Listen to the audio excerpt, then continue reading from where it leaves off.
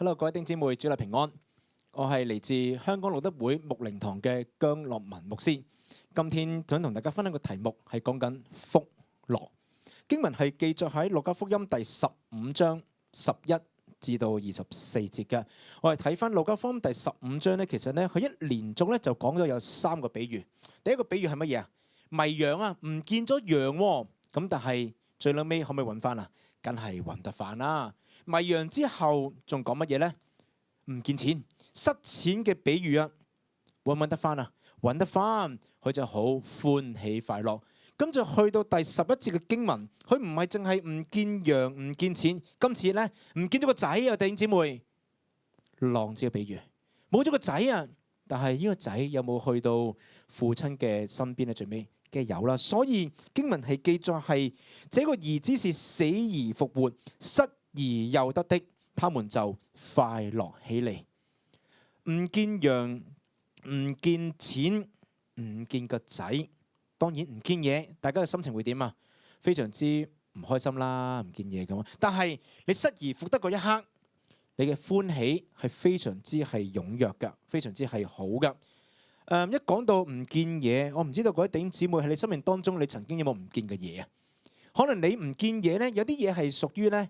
冇乜所謂噶，有啲嘢咧係對於你嚟生命講得好重要噶。但係如果你可以想象下，你唔見咗啲冇乜所謂嘅嘢，一般人大家估係點樣回應噶？我聽過好多人回應就係、是，我唔見咗嗰啲嘢啊，會點啊？唔允許會自己出現翻嘅咯。我唔知道弟兄姊妹你有冇諗過、回應過，甚至乎曾經想過呢個嘅回應？唔見咗嗰樣嘢，我唔使允許噶，佢會自己出現翻嘅。咁其實諗深一層咧。呢個嘅回應，呢個諗法咧都幾自我安慰嘅。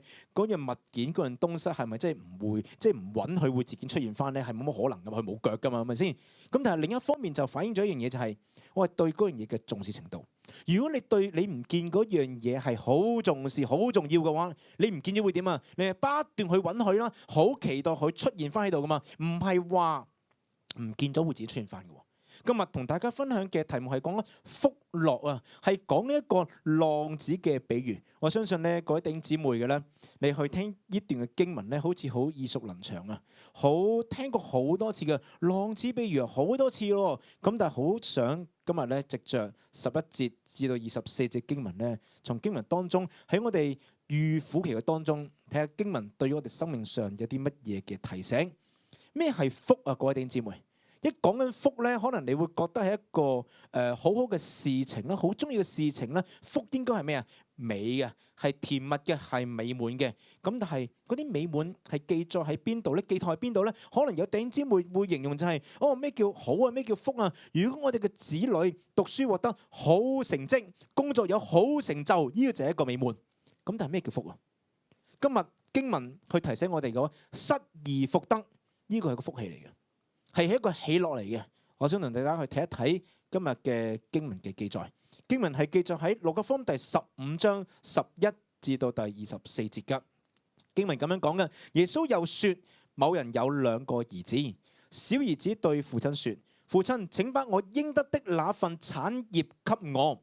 父親就把財產分給2個兒子。沒多久，小兒子就把他的一切變賣，到遠方去了。他在那裏生活放蕩，揮霍錢財。他耗盡了自己的一切，那地方又鬧起大饑荒，他就陷入困境。他去投靠當地的一個居民，那人派他到田裏去餵豬。他不得拿豬吃的豆莢來充飢，這也沒有人給他。他醒悟過來說：我父親有那麼多僱工，他們都有充足的糧食，我卻要在這裏餓死嗎？我要起來到我父親那裏去，對他說：父親，我得罪了天，也得罪了你，我再不配稱為你的兒子，就讓我作你一個僱工吧。於是他起來往自己的父親那裏去。他還在遠處的時候，父親看見他，就動了憐憫的心，跑過去攬住他的頸子，親吻他。兒子說：父親，我得罪了天，也得罪了你，我再也不配稱為你的兒子。父親卻吩咐僕人說：快拿最好的袍子來給他穿上，把戒指戴在他手上，把鞋子穿在他腳上，把兩頭肥牛犢牽來宰了，讓我們吃喝慶祝吧。因為我這個兒子是死而復活、失而復得的。他們就開始慶祝。我哋睇到今日呢個經文，我哋好似好耳熟能詳啊！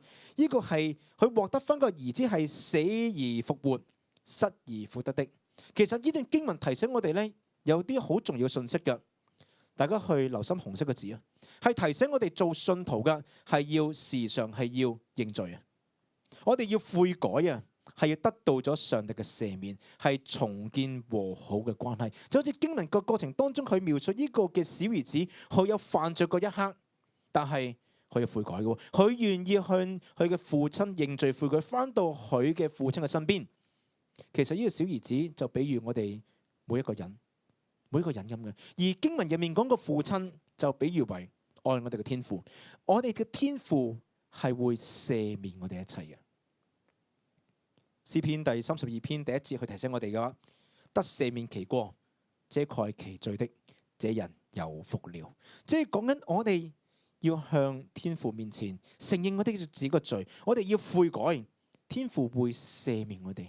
呢個就成為咗人嘅偉大、人嘅無比、人嘅非常之大嘅福氣啊！這人是有福的。我哋睇一睇第一點，經文第16節同第17節咁講咩？人在罪中係悲慘嘅。咩叫悲慘啊？各位弟兄姊妹一諗悲慘，可能你講緊，可能會就係講我面對一啲困難嘅事情，我哋好慘啊！我面對一啲挑戰嘅事情，我哋應付唔到，我哋好有壓力啊，好凄慘嘅。咁你今日經文第16節至到第17節講乜嘢咧？他恨不得拿豬吃的豆莢來充飢，這也沒有人給他。哇！呢句説話覺得好慘，形容呢個小兒子嘅話，原本呢個小兒子有個上好福分嚟噶，一個講得白啲，用緊現代嘅術語，呢個係一個富家子弟嚟嘅。哇！今次佢肚餓到乜嘢啊？連豬食嘅豬哨啊，都想攞嚟食，但係有冇人俾佢啊？佢想食都冇得俾佢食啊！各位弟兄姊妹，你食過啲嘅食物，你本身你都唔願意食，你好肚餓，但係你攞嚟食。咁但係人冇乜俾你食咩啊？冇嘅，因為呢其實係你仍呢隻經我睇到，其實好立體描述就係佢慘到一個人生極點，唔係連佢想食嘅嘢，佢冇得揀之餘，佢想食，但係佢冇得食，係講人嘅冇能力嘅選擇啊！所以第17節佢就醒悟一樣嘢，佢醒悟過來說：我父親有那麼多雇工。要睇要形容就係佢根本上就係成咗一個好有富裕嘅屋企，好豐盛噶。經文再講就係，他們都有充足的糧食，我卻要留在這裏餓死嗎？如果各位弟兄姊妹你代入呢個小兒子當時嘅心情，你會點樣啊？你原本係一個咧滿有富足嘅生命，滿有富足嘅屋企，滿有豐盛嘅背景嘅話，但係你連食都冇食。你會諗，難道我要喺度餓死嗎？各位弟兄姊妹，你可以想象下，如果今日而一刻嘅話，你活喺你生命當中最困境嗰一刻，你會點啊？我相信今日經文呢個小兒子個角色，俾我哋諗得起就係，我哋活喺一個困境嘅當中，我哋冇出路啊！我哋就係冇出路，非常之悲慘啊！就係咁樣呢樣嘢喎，點解呢個小兒子會咁悲慘啊？因為人喺罪惡嘅當中。點解呢個小兒子悲慘啊？因為佢同爸爸講要分家產嘛，分完之後佢仲耗盡家財，即係佢離開咗佢嘅父親。呢個比喻，小兒子就係講到我哋人，父親就係講緊我哋嘅天父。我哋離開咗我哋天父，就非常之淒涼，非常之淒慘嘅。我哋每個人都會面對有困難同挑戰嘅時候，但係面對挑戰同困難嘅時候，我哋獨自去面對，好慘嘅。我卻要在這裏餓死嗎？但係我哋如果有天父嘅愛護、天父嘅擁抱，我哋縱然會面對困難同挑戰，但我相信我哋生命當中仍然有盼望。所以因為其實人嘅淒慘唔係講緊面對困難同挑戰，係冇咗天父嘅依靠。今日第16節同第10節正正係指出就係咩叫悲慘啊？人喺罪惡嘅當中就係一個悲慘。第二樣嘢，第14節，人得着與父和好嘅快樂。喺凄慘點樣可以有快樂啊？第20節去講到，因為我這個兒子是死而復活、失而復得的，他們就開始慶祝。即係講緊呢個嘅關係嘅修復，就係一個快樂嚟嘅。各位弟兄姊妹，我唔知道今日你喺預苦期嘅當中，你要面對緊你嘅生活，或者你嘅工作，或者人與人嘅相處，或者喺你個屬靈生命嘅入面，會唔會有啲嘅缺乏，會有啲嘅挑戰，或者啲嘅困難？咁你今日我哋願意去到天父嘅跟前，經文形容呢個嘅父親喺度不斷去等緊呢個孩子嘅歸來啊！見到孩子嘅話，就即刻去擁抱佢啊！呢個講緊關係嘅和好。咁但係講緊呢個小孩子，佢係願意回翻去，翻到去佢父親嘅那裏嘛？各位弟兄姊妹，我哋面對困難、面對挑戰，我哋願唔願意翻翻去愛我哋嘅天父嘅身邊呢？我睇翻經文第18、19節同21同22節，你睇睇經文，我想指出就係你睇睇紫色嘅部分，18、19節係講緊呢個小兒子去醒覺，翻到去佢父親嘅面，預備同父親講個說話噶。而右邊21節同22節就係講到真實呢個小兒子翻到去父親嘅裏頭，同父親講嘅說話嘅內容噶。大家可以睇睇呢兩邊嘅經文有咩唔同。紫色嘅部分，左邊嘅18、19節，紫色部分就講到話：父親，我得罪了天，也得罪了你，我再也不配稱為你的兒子，就讓我作你的一個僱工吧。呢個係預備所講嘅說話嚟噶。去到隔籬呢，21同22節，紫色部分講咩？呢個小兒子面對呢個父親，經文記載嘅呢個小兒子就面對個父親就講咗話，就係父親，我得罪了天，也得罪了你，我再也不配稱為你的兒子。我哋睇到呢兩邊嘅話，係咪完全一樣啊？你會發覺咗少咁啲部分噶。喺真實所說嘅說話嘅當中，同預備說話嘅當中少咗乜嘢啊？就讓我作你的一個僱工吧，係少咗就讓我作你的一個僱工吧。我覺得好特別嘅呢節經文嘅話，呢個小兒子喺佢準備呢個嘅，我會形容一個懺悔嘅說話當中，同佢父親講呢個說話嘅當中嘅話，佢準備得淋漓盡致嘅，佢準備晒嘅，即係意思就係咧，如果大家你經歷過有啲嘅細蚊仔，哎呀我即係咧做錯嘢啊，想去父母認錯啊。可能佢準備得好妥當嘅，準備咗好多次嘅。佢面對佢父母去認罪，佢咪即係認錯嘅話，我絕對相信佢唔會講漏咁啲説話嘅。再現實啲，熒光幕前面嘅弟兄姊妹，大家有冇試過咧？同你嘅弟兄有冇試過咧？同你嘅女朋友去表白啊？可能你去求婚又好，表白又好，你會準備啲準備啲説話噶嘛？你會預備好多次噶嘛？我咁預備好多次噶嘛？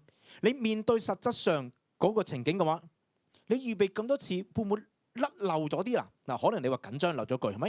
咁你實際上你唔會漏嘅。實際上嘅話，你要講晒出嚟噶嘛？咁你今日經文嘅文本記載，你睇下點解呢個左手邊嘅呢個小兒子，佢預備所講嘅説話，同佢真實面對父親真實嗰陣時候所講嘅説話，點解經文記載會留咁缺嘅？我會形容就係呢個小兒子，佢唔係唔記得佢所講嘅説話噶，佢會講噶。咁但係喺右邊嘅經文21節咁樣講完咗，我再也不配稱為你的兒子。咁21節其實係講緊呢個父親咧，哇！佢等佢講都未講完啦，呢個父親就即刻吩咐僕人啦，將最好嘅嘢拎俾佢。即係其實想象下，呢個兒子面對佢嘅父親，佢認罪啦。而呢個父親佢講都未講完啦，就赦免咗佢。即係其實講緊呢個嘅愛嘅位，唔係講緊咩？你認罪晒先啦，我先去饒恕你啦。其實想帶出嘅意思唔係咁啊，係講緊呢個嘅孩子，佢願意翻到去天父嘅身邊，佢未講完啲説話。呢個父親已經係饒恕咗佢啦，係未講完呢個說話，呢個父親已經係饒恕咗佢，係講緊呢個父親對呢個孩子一個嘅非常之大呢個饒恕嘅大愛。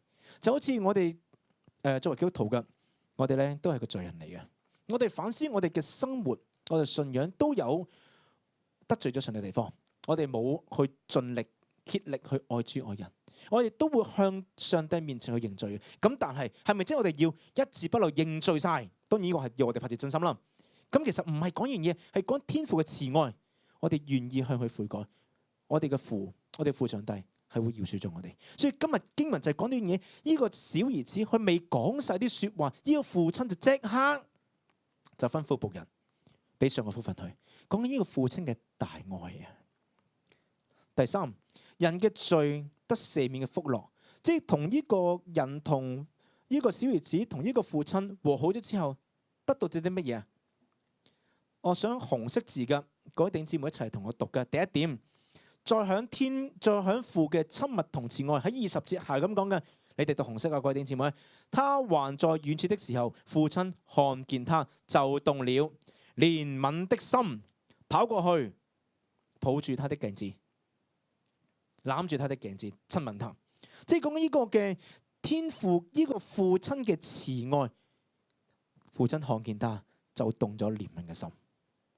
我哋好渺小，我哋好軟弱，有陣時咧，我哋自己靜下嚟咧，都會覺得自己唔值得愛嘅。唔好我哋愛人啊，係講連我哋自己去愛自己，有陣時都覺得自己不值得愛。咁但係有陣時我睇人嘅價值，咁但係天父點睇我哋？天父睇我哋每個人都有一個寶貴重要嘅價值。我哋願意回到天父嘅身邊，就好似今日經文就咁講。父親看見他，就動了憐憫的心，跑過去攬住佢，親吻佢。哇！呢個無比嘅大愛，就好似居牧師我自己咧有3名嘅小朋友嘅。我每個小朋友細個其實3個小朋友都係嘅啦。有陣時做咗啲嘢會做得唔啱嘅，做咗錯事嘅，我哋嘅孩子會去同父親去認錯咁樣，可能喊住嘅。咁對於我作為父親而言，我哋一個動作係點啊？我唔係聽晒佢所講嘅認罪嘅內容、懺悔嘅內容，我哋一段時間佢擁抱佢，呢個我嘅孩子就感受到一個嘅父嘅愛。其實去到我哋屬靈生命上邊，天父同我哋嘅關係都係咁樣嘅。我哋都會有做得唔好嘅時間，我哋都係有罪惡嘅做有罪嘅時間，但係天父看見我哋願意翻到嚟天父嘅懷抱當中，佢就動咗慈心攬住我哋。呢個係非常之滿有安慰、滿有盼望嘅時間。各位弟兄姊妹喺預苦期嘅入面，都提醒我哋要去上帝去認罪悔改，仰望上帝嘅十字架嘅大能。第二點係重獲兒女嘅尊榮。父親卻吩咐僕人說：快拿最好的袍子來給他穿上，把戒指戴在他手上，把鞋子穿在他腳上。點解要拎最好嘅袍子俾佢穿，要拎戒指俾佢戴，要拎鞋俾佢着？其實係講緊讓佢恢復翻身份，恢復翻一個尊貴兒女嘅身份。呢度亦都係俾我哋知道，就係我哋去到天父同天父和好，天父會賜俾我哋嘅福樂。呢個福樂唔係就咁講，天父係信實嘅，佢會讓我哋一個嘅天父兒女一個寶貴嘅身份。縱然我哋喺我哋生命上邊會面對控制唔到嘅事情，無論我哋疾病啦，無論我哋嘅際遇啦等等，甚至乎我哋咧啲壓力嘅泉源可能嚟自我哋嘅工作，我哋唔知我哋嘅工作嘅前景係如何，甚至乎可能我哋呢個嘅困難係嚟自我哋嘅家庭，我哋教養孩子嘅路途上邊，我哋都唔知點樣可以教養我哋孩子啊！但係今日天父係成為我哋生命中嘅依靠。有陣時我哋做得唔好嘅，做得有困難嘅，冇去盡力愛主愛人，冇去愛我哋鄰舍，冇喺我哋嘅日常生活當中活出一個美好嘅見證。但係愛我哋天父，佢願意我哋咧嚟到佢面前認罪悔改，上帝會看見我哋，就動咗慈心，讓我哋有一個美好嘅屬佢嘅兒女嘅身份。呢個身份係滿有喜樂、滿有盼望，使到我哋每一個縱然我哋都面對壓力、面對困難，我哋係有天父俾我哋嘅力量邁步向前。但願今日浪子一個故事，我哋再思，成為咗我哋生命上嘅激勵。預苦期入面提醒我哋呢，要向上帝認罪悔改，仰望十字架。預苦期一個信息，每年都係咁樣嘅。咁但係今日天父提醒我哋，係啊，我哋要認罪悔改，要同天父建立翻一個和好嘅關係。佢呢個關係就會賜俾我哋人生當中無比嘅福樂。縱然我哋喺社會上邊，喺我哋生活上邊，繼續會面對控制唔到嘅事情，我哋有困難嘅事情，但係我哋唔係絕望嘅。我哋咧靠住天父俾我哋福樂，我哋有一個平安同埋盼望嘅人生。祝福各位，阿門。